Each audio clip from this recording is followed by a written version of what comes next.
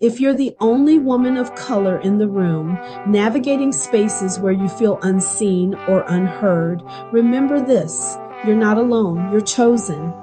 You are divinely appointed to be exactly where you are.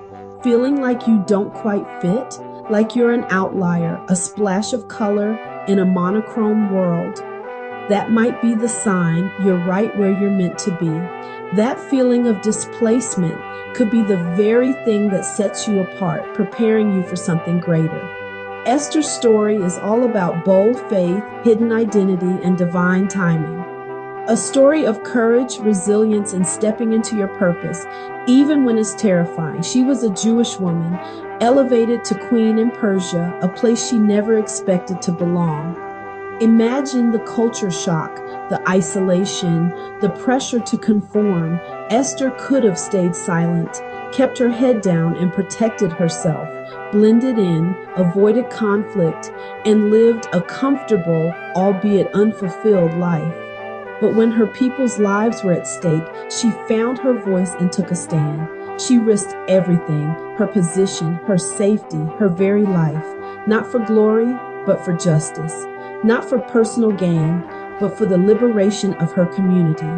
As women of color, we know what it feels like to carry the weight of being the only one.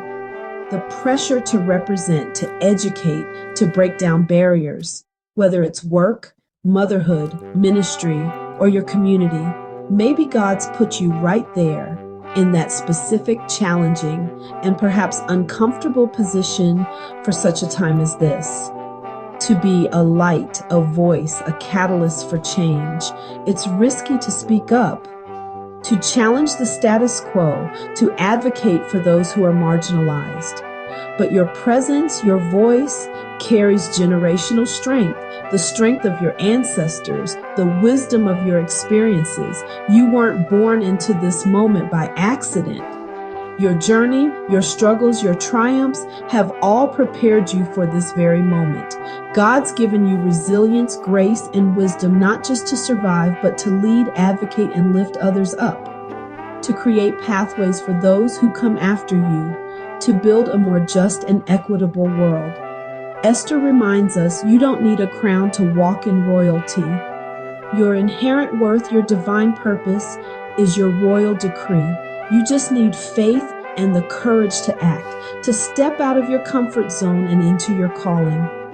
So where is God calling you to speak up, even if it feels risky? What injustice stirs your soul? What change do you long to see in the world? How can you use your influence, your story, to make a difference?